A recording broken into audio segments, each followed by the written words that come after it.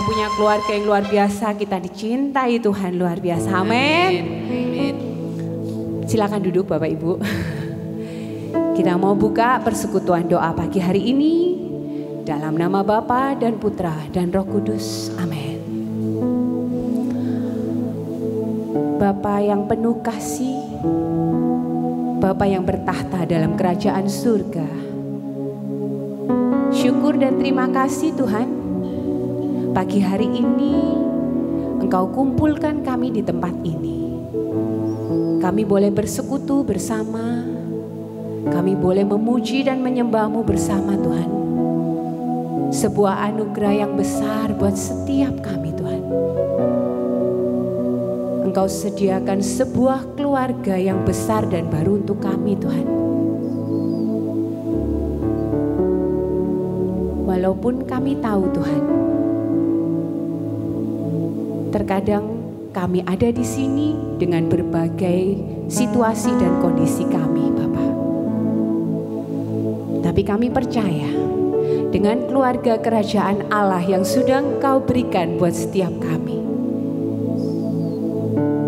Kami boleh merasakan damai dan sukacita.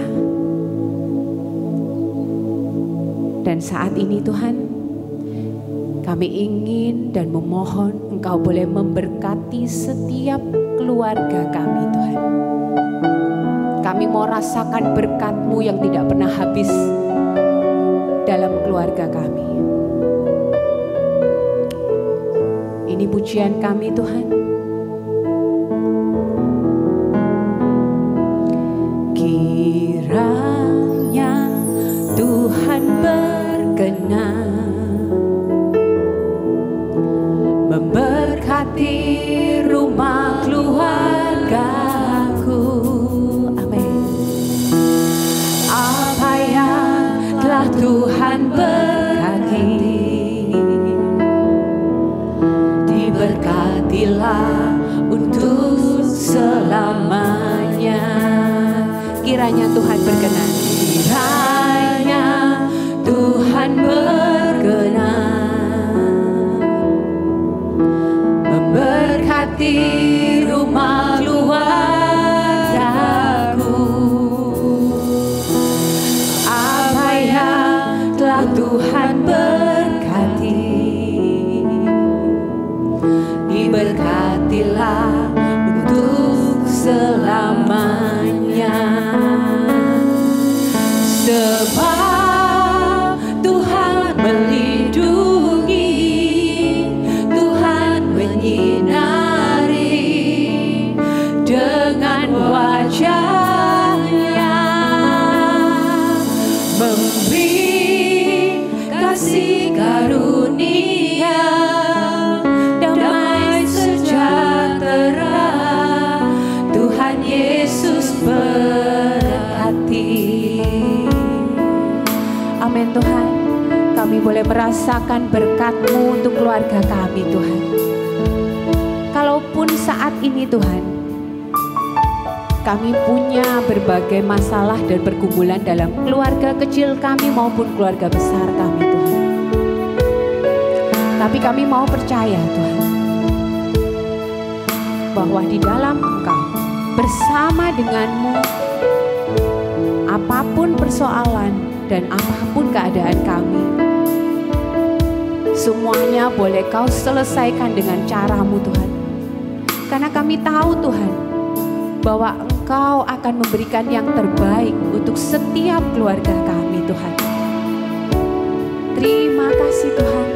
Ini pujian kami dan rasa terima kasih kami Tuhan, karena berkat-Mu yang tidak pernah habis dalam hidup kami. Kiranya Tuhan berkenan memberkati rumah keluargaku. Apa yang telah Tuhan berkati, diberkatilah untuk selamanya. Sebab Tuhan melindungi,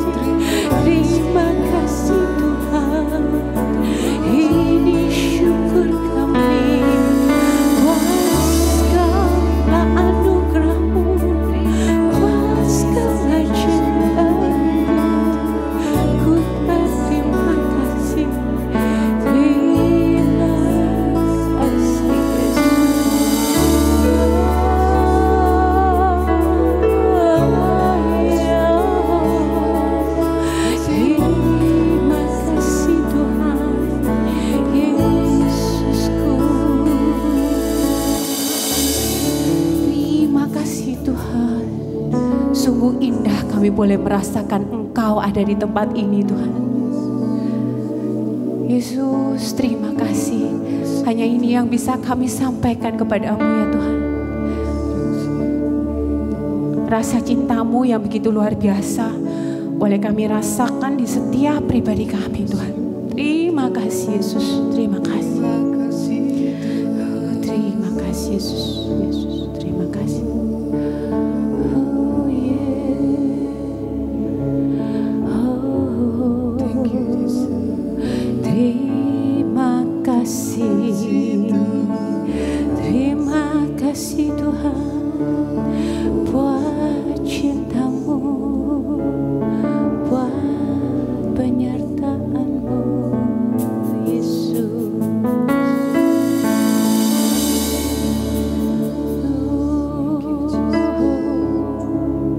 Kita mau katakan sekali lagi, terima kasih Yesus, terima kasih. Terpujilah Tuhan Yesus,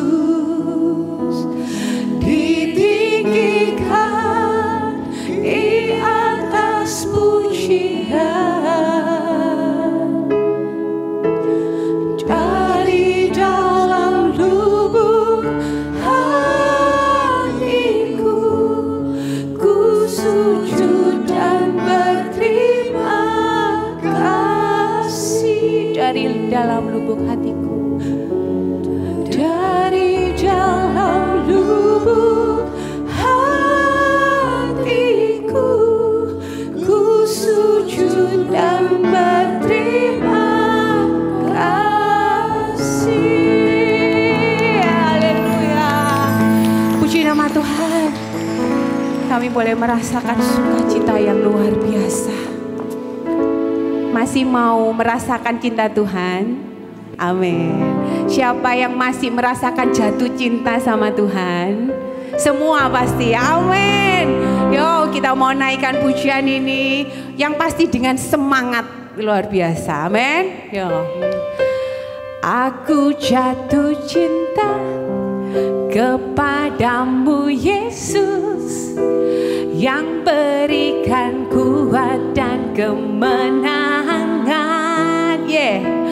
Cinta dan kasih-Mu menjadi pelita dan terang dalam langkahku. Sekali lagi, aku jatuh cinta kepadamu Yesus, yang berikan kuat dan kemenangan. Cinta dan kasih-Mu menjadi pelita dan terang dalam langkahku. Kita mau berikan tepuk tangan yang luar biasa buat Allah Tuhan kita. Kita mau rasakan tiap lembar dalam hidup kita penuh warna dari Tuhan, amin. Tiap lembar hidup kami diwarnai dengan kasih Yesus. Hidup jadi penuh makna, karena Kau selalu di sisiku. Bersamamu Tuhan, ku tak gentar menghadapi liku hidup ini. Di sayap-Mu ku berlindung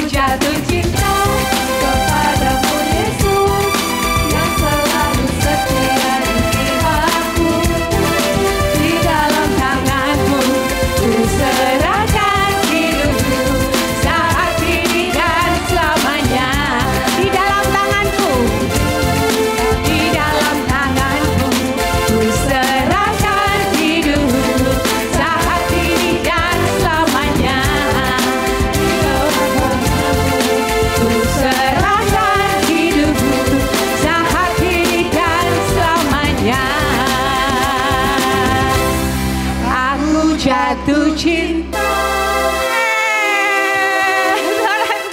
Puji nama Tuhan, sorak-sorai kemuliaan buat Tuhan Allah yang luar biasa. Wen. Bapak Ibu, saat ini kita mau siapkan hati. Kami mau rindu Tuhan, semakin rindu Tuhan, untuk semakin dekat denganmu Tuhan. Kami rindu untuk menyembah Engkau lebih dan lebih lagi Tuhan. Karena Engkau pribadi yang tidak pernah meninggalkan kami Tuhan. Engkau pribadi yang paling mengenal kami Tuhan. Engkau yang paling tahu isi hati kami Tuhan.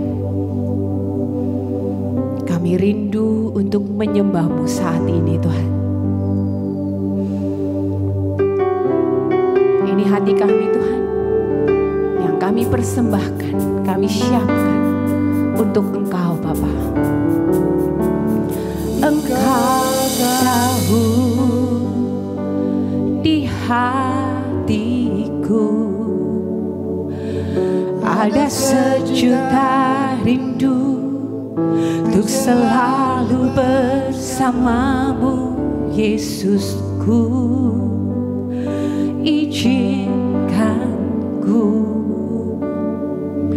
menyenangkan hatimu lewat nyanyian hatiku. Biarkanlah ku menyembah walau tak dengar puisi yang indah. Biarkanlah ku menyembah, memberikan hati diriku berserah dengan penuh kasih sayang. Biarkan Tuhan aku menyembah.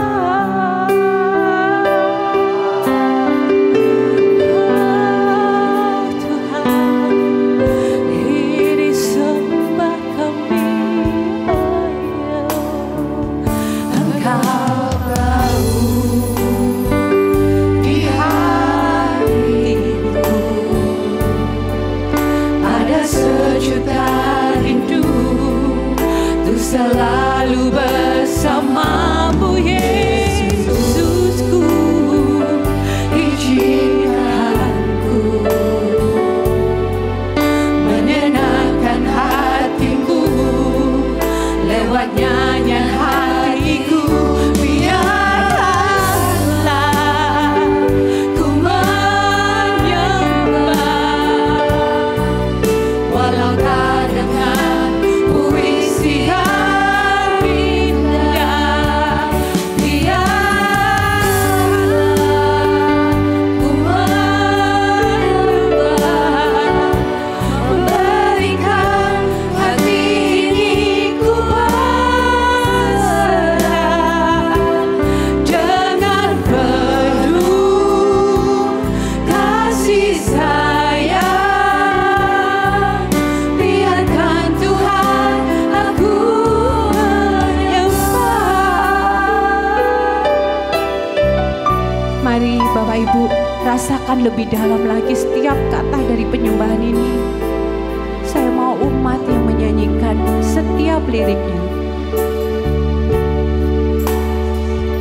Engkau tahu di hatiku ada sejuta rindu untuk selalu bersamamu Yesus. Ini kerinduan kami anak-anak-Mu Tuhan. Menyenangkan hatimu lewat nyanyian hatiku. Biarkanlah ku menyembah-Mu Tuhan walau tak dengar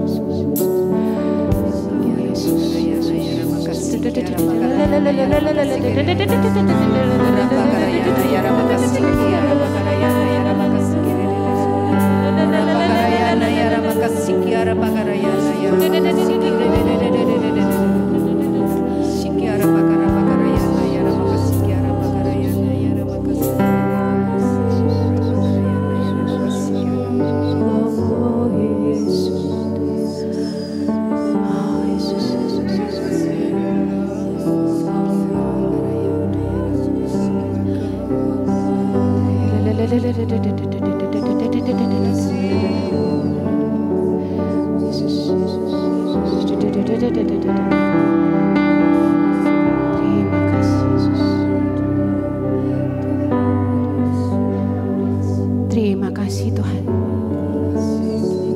Luar biasa kami boleh merasakan hadirat-Mu ada di tempat kami saat ini Tuhan. Kami boleh menerima urapan-Mu Tuhan. Luar biasa, terima kasih Tuhan. Kami boleh memperoleh sukacita yang luar biasa Tuhan. Kami yakin dan percaya Tuhan,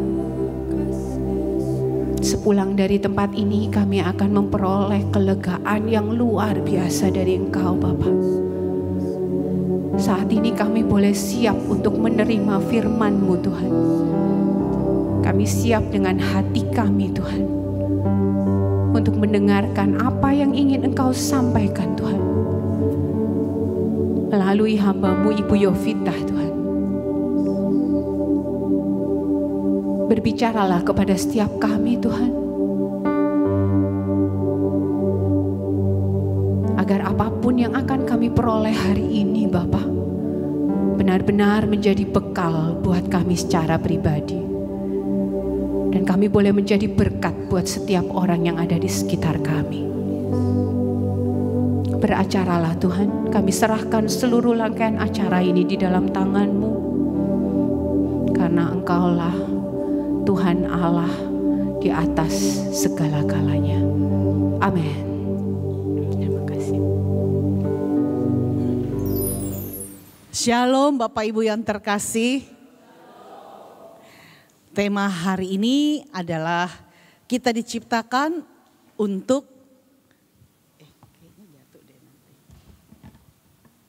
menjadi keluarga Allah. Di dalam Mazmur 8 ayat 4 sampai dengan 7, ketika Raja Daud memandang ke langit di malam hari, dia mengagumi alam semesta ciptaan Tuhan yang luar biasa. Dia melihat dirinya sangat kecil, sehingga dia berkata, apakah manusia sehingga engkau mengingatnya? Apakah anak manusia sehingga engkau mengindahkannya? Jadi Bapak Ibu yang terkasih, siapa kita ya sebenarnya? Sampai Tuhan mau menjadikan kita bagian dari keluarganya. Allah mengingat dan mengindahkan manusia. Karena manusia diciptakan menurut gambar dan rupanya. Dan Allah memberikan kepada manusia kuasa atas semua ciptaannya. Tetapi setelah manusia jatuh ke dalam dosa, maka manusia kehilangan kemuliaan Allah itu. Namun demikian, jadi walaupun manusia sudah kehilangan kemuliaan Allah, Allah terus mencari manusia untuk menyelamatkan manusia dari kuasa iblis, kuasa dosa, dan kuasa maut. Ia mengutus putra tunggalnya, Tuhan Yesus Kristus, supaya kita yang percaya kepadanya, kita akan mengalami kelahiran baru oleh Roh Kudus menjadi anak-anak Allah dan tidak akan binasa melainkan beroleh hidup yang kekal. Nah, di dalam Kristus kita menjadi anak-anak Allah. Dan dengan demikian, kalau kita adalah anak-anak Allah, kita menjadi bagian keluarga Allah. Kira-kira keren gak ya kalau kita menjadi bagian dari keluarga Allah? Coba lihat di sampingnya, ini kan keluarga Allah tuh. Lihat sampingnya, kiri kanannya, keluarga Allah luar biasa. Ya. Menjadi anggota atau menjadi bagian dari satu keluarga yang cinta Tuhan adalah satu berkat yang luar biasa untuk setiap kita. Mengapa demikian? Karena Tuhan selalu ada di dalam keluarga yang cinta Tuhan. Apa iya ada keluarga yang tidak cinta Tuhan? Ada. Bapak Ibu saudara-saudariku yang terkasih, keluarga yang cinta Tuhan, keluarga yang selalu ada pengampunan. Karena Tuhan selalu mengampuni. Keluarga yang penuh dengan kasih. Karena Tuhan adalah kasih. Dan semua itu harusnya ada di dalam keluarga. Tuhan Yesus, anak Allah yang maha tinggi, ketika dia datang sebagai manusia, Dia melalui satu proses sebagai manusia yang dikandung dari Roh Kudus. Dilahirkan oleh perawan Maria, dibesarkan dalam satu keluarga. Itulah keluarga Yusuf dan Maria. Bapak Ibu saudara-saudariku yang terkasih. Di dalam Roma 12 ayat 5. Roma 12 ayat 5. Demikian juga kita walaupun banyak adalah satu tubuh di dalam Kristus. Tetapi kita masing-masing adalah anggota yang seorang terhadap yang lain. Jadi kita ini dibentuk oleh Tuhan untuk atau diciptakan oleh Tuhan sehakikatnya untuk menjadi keluarga Allah. Tapi kok ada yang jahat ya? Kok ada yang tidak bisa mengampuni ya? Bapak Ibu saudara-saudara yang terkasih. Allah itu menciptakan kita untuk menjadi keluarga bagi Dia. Kenapa? Karena Allah adalah kasih. Allah sangat menghargai hubungan. Apakah Allah butuh keluarga? Allah sebenarnya tidak membutuhkan keluarga. Tapi Dia menginginkan, ini beda. Allah tidak butuh, kenapa? Ya Dia Allah. Tapi Dia menginginkan satu keluarga. Karena itu Allah membuat rencana untuk menciptakan kita dan membawa kita ke dalam keluarganya dan berbagi dengan kita segala yang Ia miliki. Dan ini menyenangkan bagi Tuhan. Tuhan suka loh dengan kita, Tuhan suka kita menjadi keluarganya. Semua manusia diciptakan oleh Allah dan mempunyai tujuannya masing-masing. Tetapi tidak semua orang merupakan anak-anak Allah, betul nggak? Apa semua orang adalah anak-anak Allah? Tidak. Satu-satunya cara untuk menjadi keluarga Allah adalah dengan dilahirkan kembali. Tentunya melalui proses baptisan ya. Lalu setelah baptisan dilahirkan kembali ke dalamnya.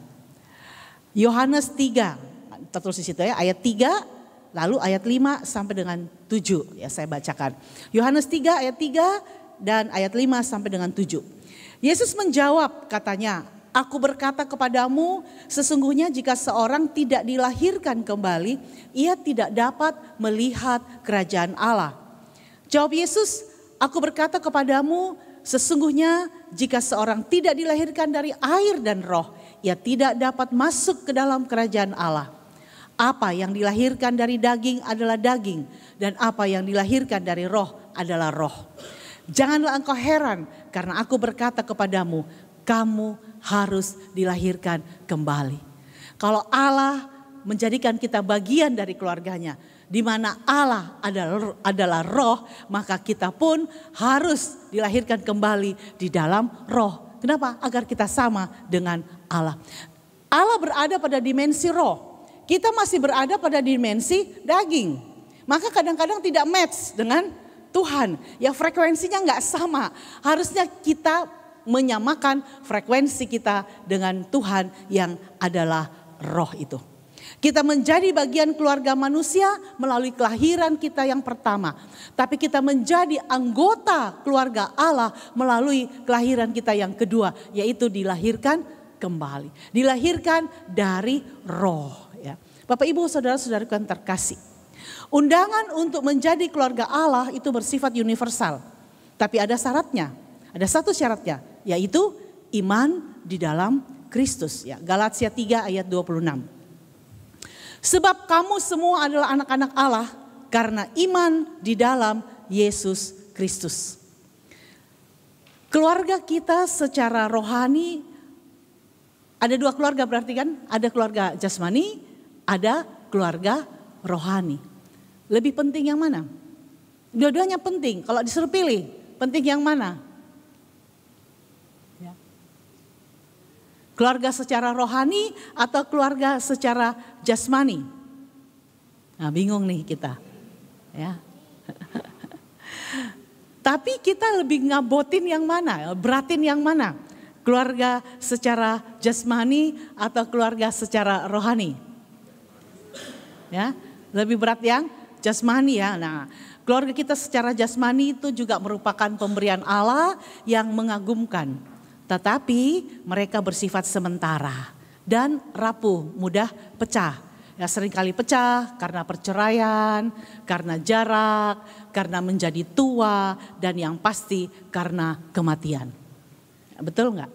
Sedangkan keluarga kita secara rohani, yaitu keluarga yang hubungan kita secara rohani, yaitu hubungan kita dengan orang-orang percaya lainnya akan berlanjut sampai kepada kekekalan. Saya mau tanya, kalau kita sedang menderita atau sedang membutuhkan bantuan, yang kita telepon teman komunitas, tim doa syafaat, atau kakak kita atau adik kita? Betul Ibu Devi. Tim doa syafaat itu keluarga rohani gitu ya. Kita bilang help me, tolong dong. Itu karena itu bagian dari keluarga kita gitu. Itulah yang Allah inginkan ya. Saya juga kemarin minta tolong tim doa syafaat. Karena saya sudah berdoa, tapi kok enggak selesai. Ya. Bapak Ibu yang terkasih, kenapa saya minta tolong tim doa syafaat? Kalau sebagai seorang dosen, saya kan harus mengurus namanya pangkatan akademik ya. Urusannya tuh panjang, mulai dari rapat senat fakultas, lalu naik ke tim komite etik universitas ya, ditanya satu-satu, lalu ke rapat senat universitas. Baru berkasnya jalan ya melalui sistem ke Dikti. Nah, ketika ada di tim etik universitas, semua berkas-berkas itu sudah harus siap. Nah, berkas saya itu ada berkas utama sebenarnya, yaitu ya artikel. Artikel penelitian saya sejak tahun 2021 itu ada 103 artikel yang ditulis. Tapi hanya ada satu yang menjadi syarat khusus ya. Itu harus pindah ya, harus bisa ditarik, terintegrasi, disinkronize ke yang namanya sister. Sister itu sistem ya, bukan orang ini. Lalu dari Sinta ini juga sistem harus bisa ditarik. Nah, satu-satunya yang tidak bisa ditarik punya saya. Kalau tidak bisa ditarik maka proses itu nggak bisa jalan. Ya, untuk naik ke associate professor. Bapak Ibu yang terkasih, lalu dari kampus bilang, oh Ibu Yovita ini kan masih siang. Tolong nanti coba ya di rumah, karena kalau masih siang rame trafiknya. Semua orang juga satu Indonesia mengurus kepangkatan. Jadi nanti tengah-tengah malam. Kalau nggak bisa tengah malam subuh-subuh, baiklah. Jadi mulai hari Jumat saya klik tengah malam, belani loh sampai tengah malam begitu, diklik, nggak bisa juga. Subuh-subuh juga, nggak bisa juga. Lalu karena saya Sabtu Minggu itu pergi ke Pacitan, saya minta tolong asisten saya. Mbak tolong ya kamu yang bantu ibu klik nanti tengah malam dan subuh-subuh begitu. Sampai dengan hari Selasa nggak bisa. Selasa pagi. Lalu saya tidak pergi telepon adik saya tidak pergi telepon, saya nggak punya kakak, saya paling tua. Lalu saya bilang sama tim doa, tolong doakan agar sistem ini, karena nggak bisa ngapa-ngapain. Ya namanya sistem, nggak ada orang yang bisa dimintain tolong, itu sistem. Dia bilang ini sistem Bu, dari Dikti lagi, dari Jakarta. Ya udah, lalu saya berdoa, Tuhan kalau engkau tidak mau, tidak apa-apa. Tapi kalau engkau mau, ya oke Tuhan. Itu sampai Rabu pagi masih belum apa-apa. Lalu tim doa syafaat mulai berdoa. Dan Rabu siang sudah terintegrasi di dalam sistemnya. Wah, jadi yang diminta tolong siapa? Keluarga rohani kan? Bukan adik saya dan sebagainya. Jadi Bapak Ibu saudara-saudariku yang terkasih. Keluarga rohani merupakan kesatuan yang jauh lebih kuat. Ikatan yang tetap ketimbang hubungan secara jasmani. Nah, sekarang bagaimana caranya menjadi keluarga Allah? Ya pertama melalui baptisan ya, tentunya kita harus lewat pintunya itu.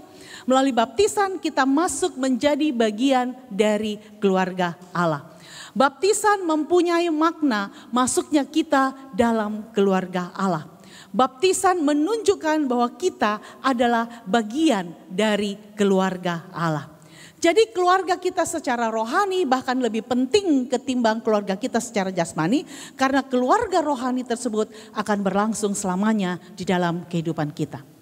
Nah, apakah artinya menjadi bagian dari keluarga Allah? Atau sadar gak sih kita bahwa kita ini bagian dari keluarga Allah? Bahwa Tuhan memang menciptakan kita menjadi keluarga. Alkitab mengajarkan bahwa Yesus Kristus dan Allah Bapa adalah satu. Itu ada di dalam Yohanes 1 ayat 1 sampai dengan 4. Dan bahwa ia adalah satu-satunya anak tunggal Allah. Kalau dia satu-satunya anak tunggal Allah, bagaimana kita menjadi bagian dari keluarga Allah ya? Itu ada di dalam Ibrani 1 ayat 1 dan sampai dengan 4. Saya bacakan ya Yohanes 1 ayat 1 sampai dengan 4. Pada mulanya adalah firman. Firman itu bersama-sama dengan Allah dan firman itu adalah Allah. Ia pada mulanya bersama-sama dengan Allah. Segala sesuatu dijadikan oleh Dia dan tanpa Dia tidak ada sesuatu pun yang telah jadi dari segala yang telah dijadikan. Dalam Dia ada hidup dan hidup itu adalah terang manusia. Ibrani 1. Setelah pada zaman dahulu Allah berulang kali dan dalam pelbagai cara berbicara kepada nenek moyang kita dengan perantaraan nabi-nabi, maka pada zaman akhir ini Ia telah berbicara kepada kita dengan perantaraan anaknya yang telah Ia tetapkan sebagai yang berhak menerima segala yang ada. Oleh Dia Allah telah menjadikan alam semesta. Ia adalah cahaya kemuliaan Allah dan gambar wujud Allah dan menopang segala yang ada dengan firman-Nya yang penuh kekuasaan. Dan setelah Ia selesai mengadakan penyucian dosa, Ia duduk di sebelah kanan yang maha besar di tempat yang tinggi. Jauh lebih tinggi daripada malaikat-malaikat, sama seperti nama yang dikaruniakan kepadanya, jauh lebih indah daripada nama mereka. Bapak Ibu yang terkasih, istilah kekeluargaan ini mengajar bahwa Allah memandang Yesus sebagai anggota keluarga. Dia menjadi satu ya, Trinitas tidak bisa dipisah-pisahkan. Kita yang telah lahir baru diberitakan juga bahwa kita merupakan bagian dari keluarga Allah. Nah pertanyaannya begini, kalau kita nggak lahir baru kita menjadi bagian nggak dari keluarga Allah? Kita udah dibaptis, tidak semua orang dibaptis itu menjadi sudah lahir baru ya, tidak semuanya. Nah, apakah kita yang sudah dibaptis tapi belum lahir baru menjadi bagian dari keluarga Allah? Ini kan ada dua hal kan. Satu, melalui baptisan pintunya oke. Lalu dikatakan untuk menjadi bagian dari keluarga Allah, kamu harus untuk bisa masuk di dalam kerajaan Allah, kamu harus dilahirkan kembali. Nah pertanyaannya, bagaimana dengan orang-orang Kristiani yang sudah dibaptis tapi belum lahir baru? Atau apa semua orang lahir baru? Tidak kan? Nah itu seperti itu bagaimana? Kita lihat Roma bilang apa? Roma 9 ayat 8. Bukan anak-anak menurut daging adalah anak-anak Allah, tetapi anak-anak perjanjian yang disebut keturunan yang benar. Saya sementara tidak mau menjawab ya, bagaimana dengan orang Kristiani yang sudah dibaptis tapi belum lahir baru. Kalau kita jawab, ya dia juga keluarga Allah. Berarti bagaimana dengan kata-kata Yesus bahwa kamu harus dilahirkan kembali kalau mau masuk dalam kerajaan Allah. Tentunya kalau kita adalah keluarga Allah, kita berhak masuk ke dalam kerajaan yang namanya kerajaan Allah. Saudara-saudariku yang terkasih, seperti apa itu? Halo? Iya kan, betul gak itu pertanyaan? Bagaimana ya dengan orang yang sudah dibaptis sih, tapi dia gak lahir baru? Ya. Yesus berbicara kepada Nikodemus loh itu. Lalu Nikodemus bilang, bagaimana caranya? Aku ini kan sudah lahir, bagaimana aku harus menjadi? Yesus bilang kamu harus dilahirkan dari air dan roh. Ya, itu menjadi satu permenungan ya buat setiap kita. Nanti kita pasti dapat jawabannya. Di dalam 1 Yohanes 3 ayat 1 dan 2. Karena jamnya jalan ya. Jamnya 29 menit sudah. Ya. Tidak apa-apa, itu bagus ya. Saya suka, jadi saya bisa atur waktunya. 1 Yohanes 3 ayat 1 dan 2.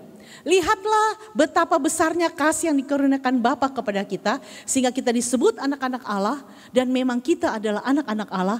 Karena itu dunia tidak mengenal kita, sebab dunia tidak mengenal Dia. Ayat 2. Saudara-saudaraku yang kekasih, sekarang kita adalah anak-anak Allah, tetapi belum nyata apa keadaan kita kelak. Akan tetapi kita tahu bahwa apabila Kristus menyatakan dirinya, kita akan menjadi sama seperti Dia, sebab kita akan melihat Dia dalam keadaannya yang sebenarnya. Jadi sebagai anak-anak Allah, kita adalah ahli waris daripada kerajaan surga. Betul? Oke. Roma 8 ayat 14 sampai dengan 17. Ya, semua orang yang dipimpin Roh Allah adalah anak Allah. Nah, bagaimana dengan orang yang belum lahir baru? Belum lahir di dalam Roh. Apakah dia hidupnya dipimpin oleh Roh? Lalu dia protes nih. Saya sudah krisma, saya sudah ini, saya sudah itu. Nah, Bapak Ibu ini bagaimana? Ya. Semua orang yang dipimpin Roh Allah adalah anak Allah. Apakah Roh Allah tetap memimpin? Tapi ada tapinya. Ya. Ketika orang yang tidak lahir baru dipimpin Roh Allah, dia paham gak bahwa dia dipimpin oleh Allah? Tidak. Dia bisa nangkap, frekuensinya bisa sama gak? Enggak. Kenapa saya bilang Allah adalah roh? Kita hidup di dimensi roh, jiwa dan daging, tubuh. Lebih banyak kita ada di dimensi roh apa di dimensi daging? Daging. Padahal kalau kita mau menjadi bagian dari Bapa kita yang di sorga, kita harus ada di dalam dimensi roh. Nah kalau kita nggak lahir baru, bagaimana kita mau ada di dalam dimensi roh? Ketika Allah yang adalah roh itu memimpin roh kita, dia tidak paham. Dia tidak paham. Sehingga dia tidak berjalan seperti apa yang Allah mau. Dikatakan semua orang yang dipimpin Roh Allah adalah anak Allah. Orang yang dipimpin oleh Roh Allah, yang paham apa yang namanya dipimpin oleh Tuhan, itu adalah orang yang lahir baru. Frekuensinya sudah dia samakan. Berarti sedih dong ya. Ada banyak keluarga-keluarga kita yang lain yang belum masuk benar-benar mau dipimpin oleh Roh. Ayat 15. Sebab kamu tidak menerima roh perbudakan yang membuat kamu menjadi takut lagi. Tetapi kamu telah menerima roh yang menjadikan kamu anak Allah. Oleh roh itu kita berseru, ya Aba, ya Bapa. Roh itu bersaksi bersama-sama dengan roh kita bahwa kita adalah anak-anak Allah. Dan jika kita adalah anak, maka kita juga adalah ahli waris. Maksudnya orang-orang yang berhak menerima janji-janji Allah yang akan menerimanya bersama-sama dengan Kristus. Yaitu jika kita menderita bersama-sama dengan Dia supaya kita juga dipermuliakan bersama-sama dengan Dia. Saya mau garis bawahi kata-kata ini ya. Orang-orang yang berhak menerima janji-janji Allah yang akan menerimanya bersama-sama dengan Kristus. Sampai situ kita senang. Yaitu dijelasin. Jika kita menderita, ini orang gak suka. Ya. Menderita bersama-sama dengan Dia. Supaya kita juga dipermuliakan bersama-sama dengan Dia. Kenapa orang yang menderita? Maksudnya menderita seperti apa? Bukan orang kesusahan ini maksudnya ya. Ketika kita dipimpin oleh Roh Allah, ketika kita menjadi bagian dari kerajaan Allah, kita harus melakukan yang namanya apa? Penyangkalan diri. Itu menderita enggak? Ya. Saya maunya begini, tapi Tuhan maunya begini. Kalau kita memberikan diri kita dipimpin oleh Roh Allah, ya sudah. Oke Tuhan, kehendak-Mu yang terjadi. Saya mau tanya, salah satu penyangkalan diri adalah berikan yang terbaik kepada Tuhan. Waktu yang terbaik kepada Tuhan, itu waktu yang terbaik kapan? Dari 24 jam, waktu yang terbaik itu, Yesus sudah berikan itu. Pagi. Pagi-pagi benar, matahari belum terbit. Bisa gak kita berikan kepada Tuhan? Waktu kita mau berikan itu kepada Tuhan, ada penyangkalan diri. Kan enak tidur, AC dingin, masih ngantuk begitu. Menderita, iya. Saya kemarin itu memang waktunya paling full ya.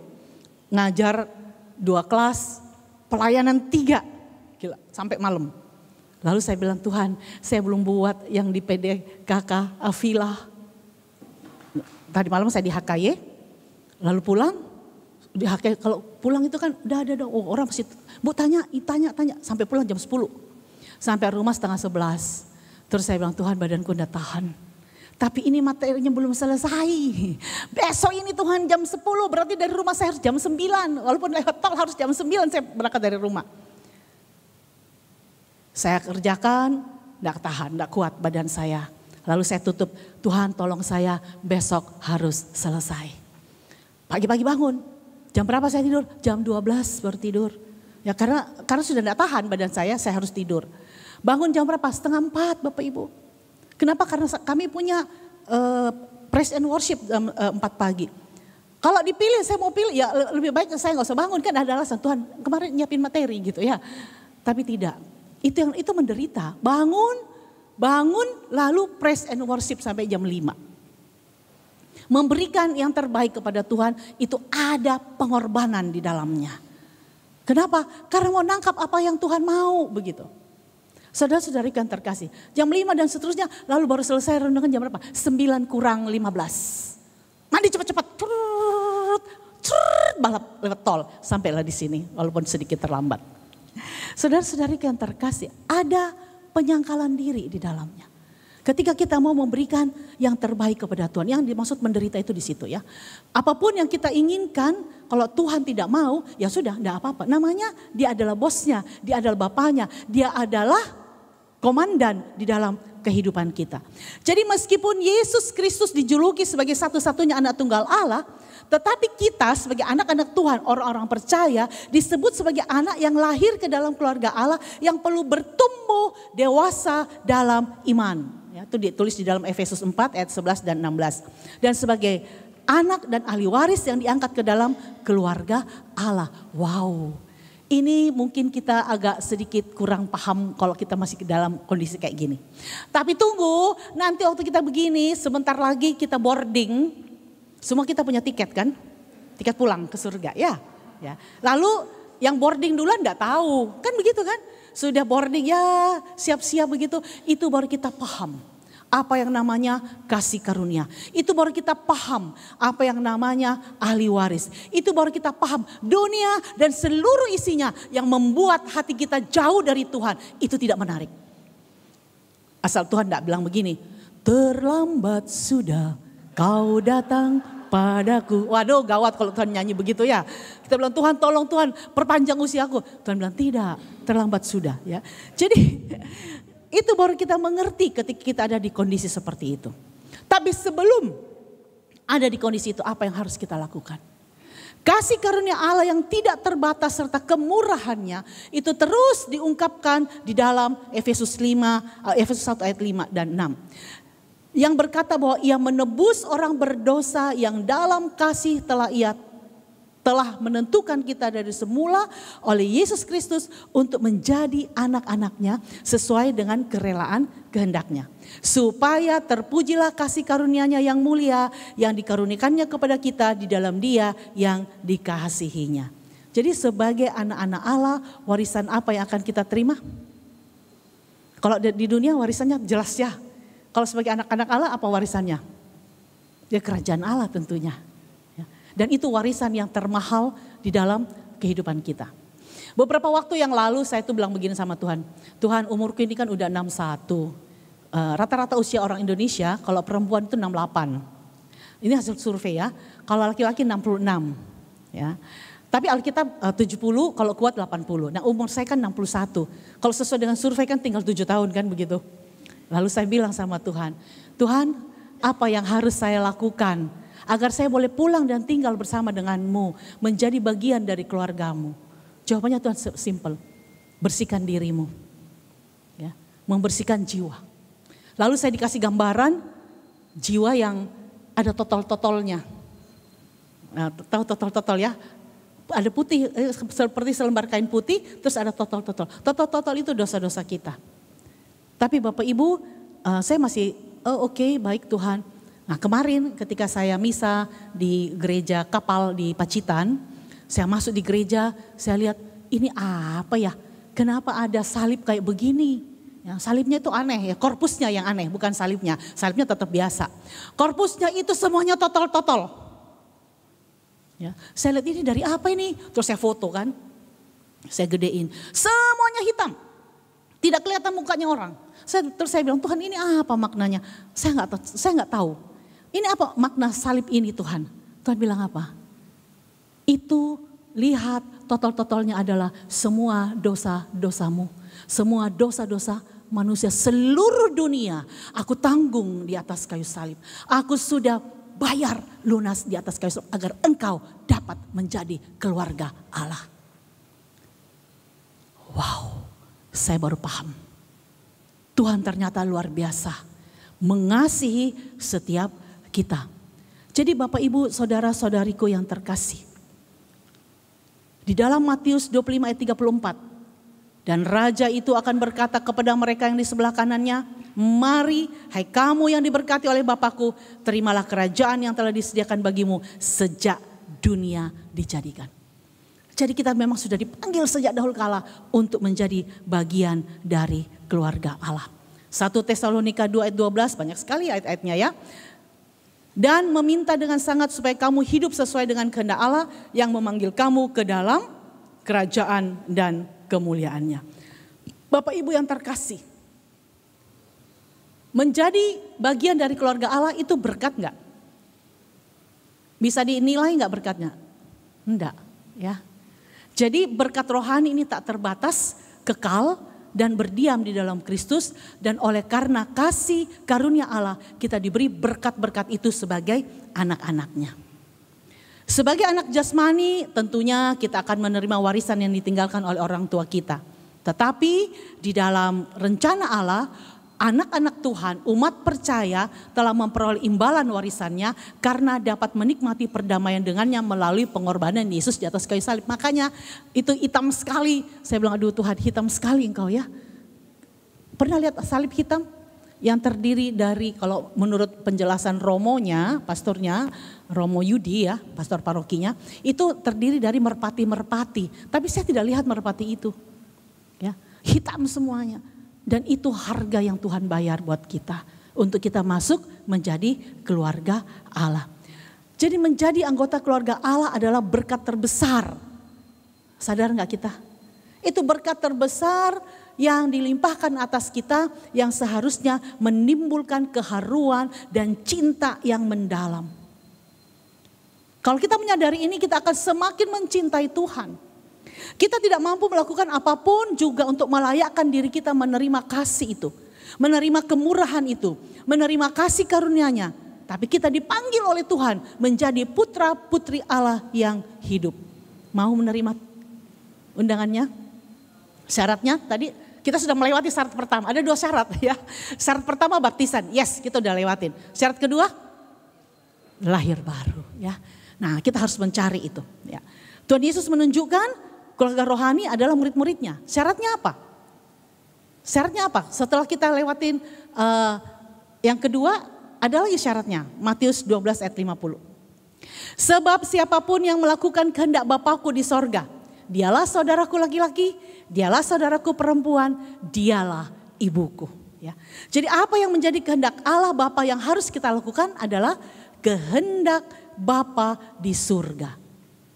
Kehendak Bapa di surga apa? Matius 22 ayat 37. Jawab Yesus kepadanya, ini kehendak Allah, kasihilah Tuhan Allahmu dengan segenap hatimu dan dengan segenap jiwamu dan dengan segenap akal budimu. Itulah hukum yang pertama, terutama dan pertama. Dan hukum yang kedua yang sama dengan itu ialah kasihilah sesamamu manusia seperti dirimu sendiri. Matius 22 ayat 37 sampai dengan 39. Jadi kalau kita sudah menjadi bagian dari keluarga Allah, Allah adalah kasih. Berarti kita juga harus penuh dengan kasih, ya. Sebagai bagian dari kerajaan Allah, apa yang paling penting dari dalam kehidupan ini? Yang paling penting adalah kita punya kasih. Segala sesuatu yang kita kerjakan harus dasarnya itu. Saya berdiri di sini, kalau alasannya bukan kasih, Tuhan bilang, Yovita, saya gak terima kamu. Selesai.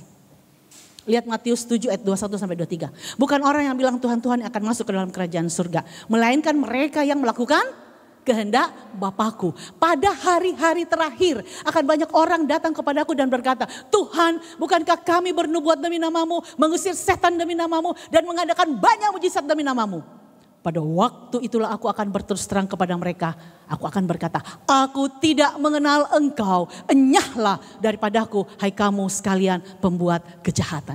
Ini orang pelayanan bukan? Iya, hebat waktu hidup. Mengajak mengusir setan, banyak mujizat. Tuhan bilang apa? Saya tidak kenal kamu. Maka apapun yang kita lakukan, cek hati kita. Dasarnya harus kasih. Tanpa itu kita tidak akan diterima apa yang kita lakukan. Hidup adalah tentang kasih. Karena Allah adalah kasih. Jadi pelajaran terpenting yang ingin diajarkan kepada kita bagaimana kita mengasihi. Allah ingin kita mengasihi orang lain dalam keluarga Allah. Itu adalah tujuan kedua bagi hidup kita. Mengasihi, mudah? Tidak. Mengasihi orang yang mengasihi kita gampang. Tapi mengasihi orang yang menjengkelkan tidak mudah. Ya. Kasih harus menjadi prioritas utama. Harus menjadi tujuan utama. Kasih adalah bagian yang penting. Dan hidup tanpa kasih itu menurut Tuhan tidak ada artinya. Kenapa? Karena kasih akan bertahan selamanya. Ada 3 hal yang beriman, pengharapan, dan kasih. Dan yang paling besar dari itu adalah kasih. Jadi kalau kita menjadi bagian dari keluarga Allah, evaluasi kasih kita. Sudah benar belum? Ya. Jadi salah satu cara Tuhan mengukur kedewasaan rohani adalah melalui kualitas hubungan kasih kita terhadap sesama. Ya. Ekspresi cinta terbaik adalah waktu. Hakikat cinta bukanlah apa yang kita pikirkan atau lakukan atau berikan kepada orang lain, tetapi seberapa banyak kita memberi dari diri kita. Kemarin saya dengar Romo khotbah itu, kalau nggak salah dia bilang Santo Franciscus ya bilang, ketika kita pergi dari dunia ini bukan apa yang kita miliki yang akan diingat oleh orang, tetapi apa yang kita beri. Bukan apa yang kita miliki, tetapi bagaimana caranya kita memberi. Apa yang kita sudah berikan kepada kehidupan, apa yang sudah kita berikan kepada dunia. Itulah yang diperhitungkan oleh Tuhan. Oleh sebab itu, sebagai anggota keluarga Allah, mari kita saling menghargai, saling menghormati satu sama lain, saling mengasihi. Kita masing-masing adalah bagian dari tubuh Kristus dan kita telah dipilih untuk hidup bersama dengan damai. Ada di dalam satu komunitas besar yang namanya gereja. Bapak Ibu saudara-saudaraku yang terkasih, Kolose 3 ayat 15. Hendaklah damai sejahtera Kristus memerintah dalam hatimu, karena untuk itulah kamu telah dipanggil menjadi satu tubuh dan bersyukurlah. Saya senang sekali menjadi bagian keluarga Allah di dalam gereja Katolik. Kita juga semua pasti sama ya. Sebagai keluarga Allah kita harus berakar semakin kuat di dalam Tuhan dan firman-Nya serta berperan aktif dalam pelayanan. Kalau saya sudah menjadi keluarga Allah terus saya ngapain Tuhan? Diam-diam aja? Enggak ya. Anda harus memberi diri ya. Memberi hidup kita. Karena Allah menghendaki agar setiap keluarga Allah, keluarga Kristen menjadi keluarga yang cinta Tuhan dan cinta gereja. Peduli terhadap gereja, peduli terhadap komunitas. Itu sebabnya setiap keluarga Kristen dalam setiap komunitas harus aktif berpartisipasi dalam melaksanakan misi. Apa misinya? Jadikanlah semua bangsa muridku. Apa misinya kita setelah kita dengar hari ini? Untuk keluarga kita yang lain, keluarga Allah yang lain? Tanya mereka sudah lahir baru atau belum? Ya. Kalau enggak, kita fasilitasi agar mereka bisa mengalami yang namanya lahir baru. Ya. Tuhan ada di surga, tapi misinya tetap dikerjakan di bumi melalui setiap keluarga kita dalam gereja. Oleh sebab itu, jika di dalam satu keluarga ada di dalam satu komunitas masih ada pertikaian, pertengkaran, harus ada pertobatan dan pemulihan. Saya tuh heran lihat orang di dalam komunitas. Saya baru diundang ke satu kota karena kelompok kategorialnya berkelahi. Saya bilang kenapa undang saya gitu, jadi mereka buat rekoleksi diisi saya sama Romo agar mereka bisa rukun. Terus pertanyaannya begini, komunitas-komunitas saling berlomba-lomba merasa mereka yang paling hebat. Pertanyaan sederhana, golek opo, itu aja. Cari apa? Tuhan tidak akan bilang, Yovita komunitasmu di paroki Roh Kudus itu misalnya begitu. Berapa orang? Tuhan tidak tanya. Tuhan tanya ada kasihmu enggak? Berapa jiwa yang engkau selamat? Tuhan tanya itu. Tuhan tidak tanya besar-besarannya, keren-kerennya enggak. Lalu kenapa berkelahi gitu ya. Nah itu satu keluarga lalu berkelahi gitu. Terus saya bilang, Romo saya pusing juga ini bagaimana kenapa mereka komunitas-komunitas merasa yang satu lebih unggul daripada yang lain. Jadi Bapak Ibu yang terkasih, kita diciptakan Tuhan untuk melakukan kehendak Tuhan. Yaitu sebagai pusat pendidikan Kristen bagi setiap orang-orang yang ada di dalam kehidupan kita. Jadi mari setiap anggota keluarga Allah adalah orang yang memiliki apa? Kerendahan hati. Kalau kita memiliki kerendahan hati, Allah itu jadi gini. Apakah karakter Allah itu ada di dalam diri kita? Kan kita keluarga Allah. Dia bapaknya, kita anak-anaknya. Bapak kita penuh kasih, kerendahan hati, murah hati, dan lain kesabaran, mudah mengampuni. Kita bagaimana? Ya. Keluarga Allah mengamalkan kasih persaudaraan yang tulus ikhlas. Tidak ada gosip, tidak ada dendam, tidak ada kepahitan seorang terhadap yang lain. Kalau dalam gereja, dalam komunitas ada gosip, katanya gosip itu makin digosok makin sip begitu ya. Ada dendam, ada macam-macam irhad sampai menghancurkan komunitas itu.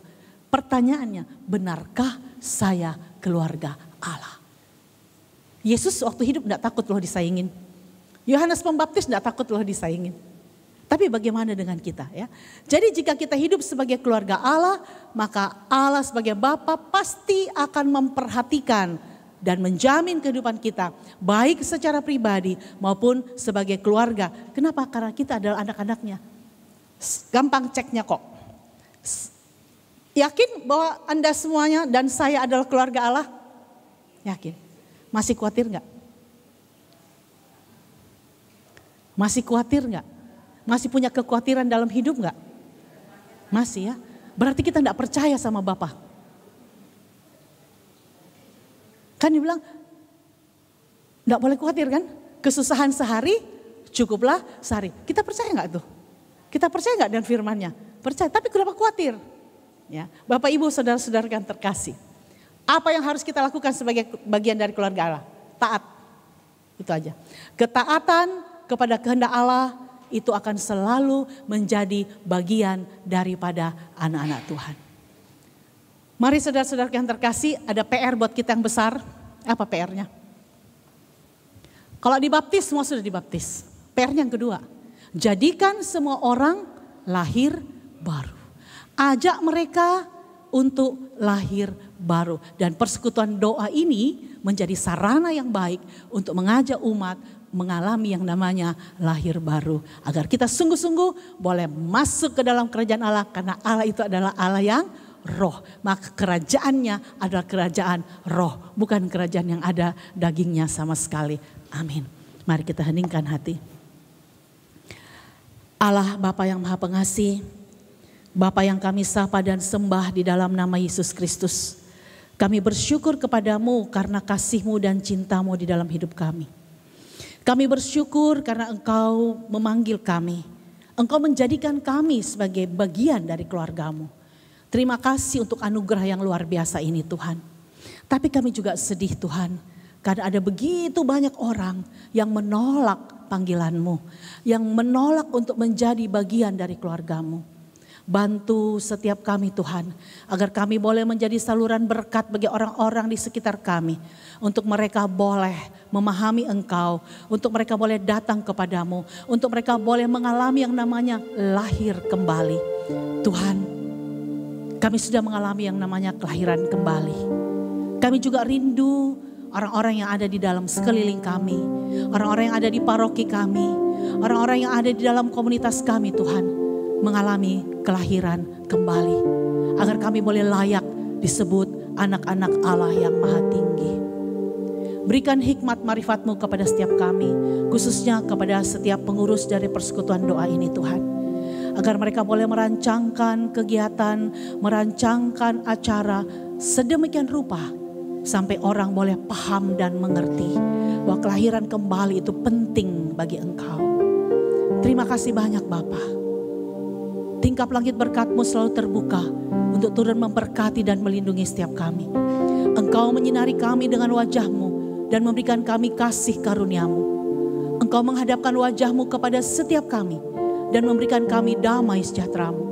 Engkau menjadikan setiap kami sebagai anak-anak-Mu yang berkemenangan.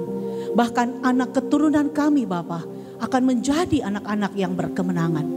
Dan kami pun akan memuji, memuliakan, menyembah, mengasihi dan melayani Engkau dari dalam sepanjang kehidupan kami sampai Engkau panggil kami pulang kembali. Terima kasih banyak Bapa, berkati persekutuan doa PDKK Avila di tempat ini, berkati semua yang ada di tempat ini Tuhan, agar kami semua boleh menjadi saluran berkat bagi sesama kami anggota keluarga kerajaan Allah.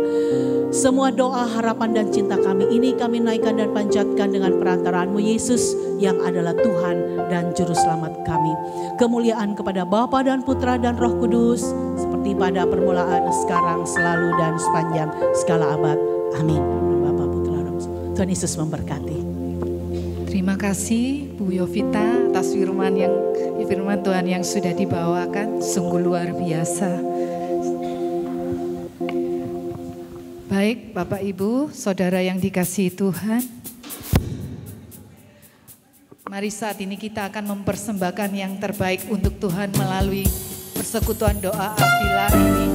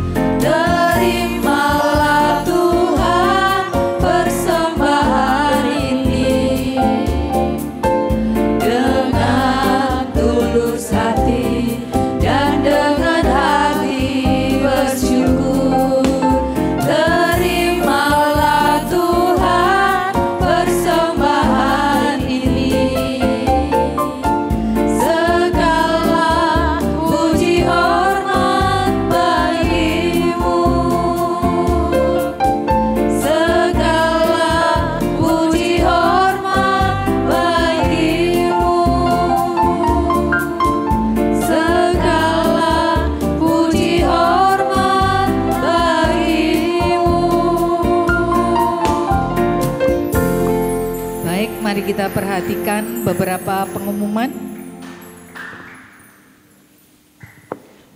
untuk bulan depan 5 Oktober dengan tema diciptakan menjadi serupa Kristus. Oh sudah ya. Terus ini apa ini? Oh, diciptakan menjadi serupa Kristus 5 Oktober minggu depan ya berarti ini ya, di Balai Paroki seperti biasa. Sebaiknya datang sebelum pukul 10, jadi kita sudah siap di sini. Pukul 10 kita bisa mulai. Oke, lanjut. Oh, untuk KRK dengan tema Kuserahkan Bebanku Dalam Kuasamu oleh Romo siapa ini? Romo Eko Wahyu pada 8 November pukul 6 di CW ya ini ya, di CW. Silakan Bapak Ibu mungkin yang belum daftar atau tiketnya sudah habis mungkin ya.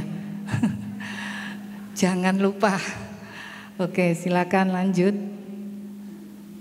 Pelayanan doa bagi Bapak Ibu yang ingin didoakan, boleh silakan nanti menghubungi tim doa Avila setelah persekutuan nanti. Next.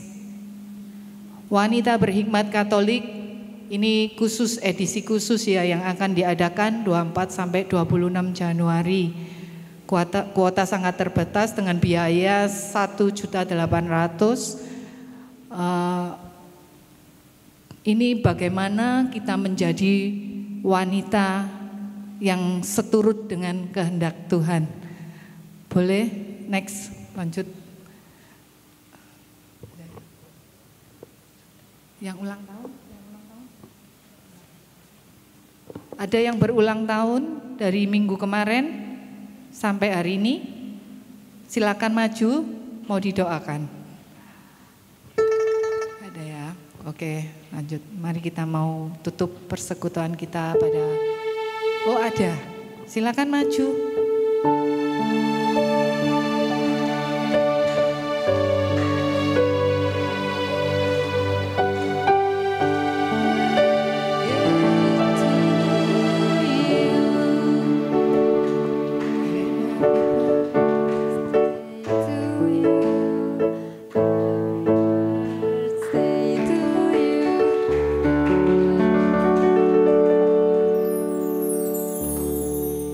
Bu Yovita yang mendoakan.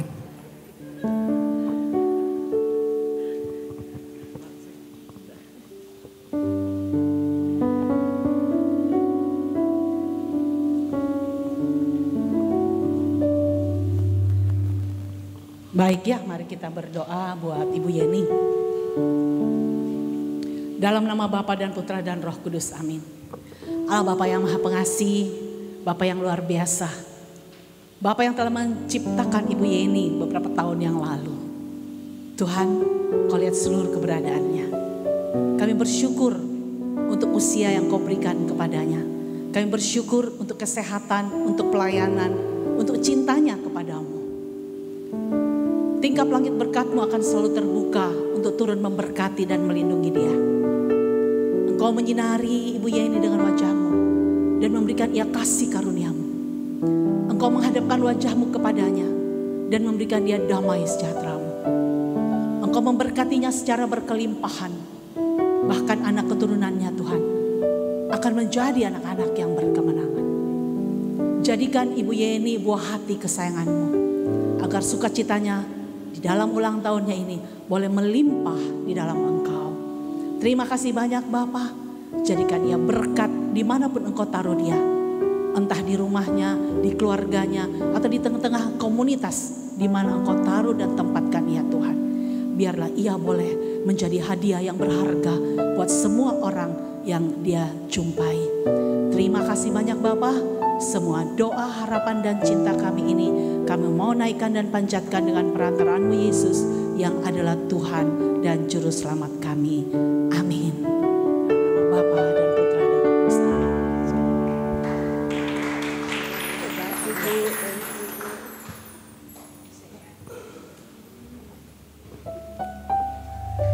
Baik, mari kita mau tutup persekutuan kita pada siang hari ini. Dalam nama Bapa dan Putra dan Roh Kudus. Amin. Bapa, sungguh kami bersyukur dan terima kasih Tuhan. Engkau sudah mengumpulkan kami di tempat ini untuk kami boleh memuji, menyembah dan memuliakan nama-Mu. Terima kasih Tuhan. Engkau juga sudah mengirimkan Bu Yovita di tempat ini untuk kami boleh mengingat kembali akan firman-firman-Mu. Bagaimana kami menjadi keluarga Allah. Mampukan setiap kami ya Bapa, untuk kami boleh hidup seturut dengan kehendak-Mu. Sehingga orang boleh melihat bahwa Engkau ada di dalam hidup kami. Dan kami boleh membawa setiap orang untuk hidup baru. Terima kasih Tuhan. Kami juga berdoa bagi Ibu Yovita. Kiranya Tuhan, Engkau memberkati beliau. Engkau berkati keluarganya, Engkau berkati pekerjaannya, dan Engkau berkati pelayanannya Tuhan. Semakin hari Engkau semakin memakai beliau, semakin hari semakin heran. Terima kasih Tuhan Yesus. Sebentar kami akan meninggalkan tempat ini, kami akan beraktivitas kembali.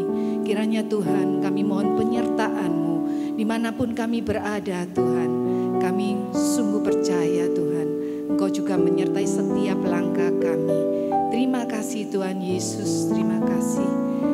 Kemuliaan kepada Bapa dan Putra dan Roh Kudus. Seperti pada permulaan, sekarang, selalu dan sepanjang segala abad. Amin. Dengan Bapa dan Putra dan Roh Kudus. Mari kita mau bangkit berdiri.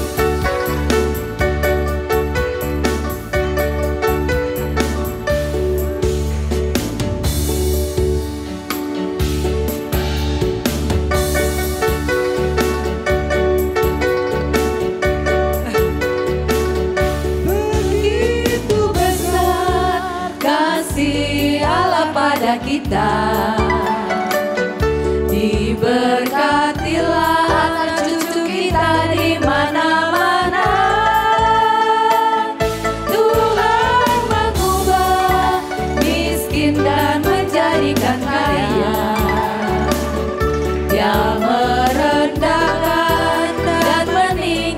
diberikan juga. Berbahagialah bagi orang yang percaya. Anak cucunya pasti tidak akan meminta-minta, karena Allah menggenapi firman-Nya. Tiada yang mustahil bagi orang percaya. Berbahagialah bagi orang yang percaya. Anak cucunya pasti tidak akan meminta-minta, karena Allah menggenapi firman-Nya. Tiada yang mustahil bagi orang percaya. Tiada yang mustahil bagi orang percaya. Tiada yang mustahil bagi orang percaya. Selamat siang, sampai bertemu Sabtu depan. Tuhan Yesus memberkati kita semua. Amin.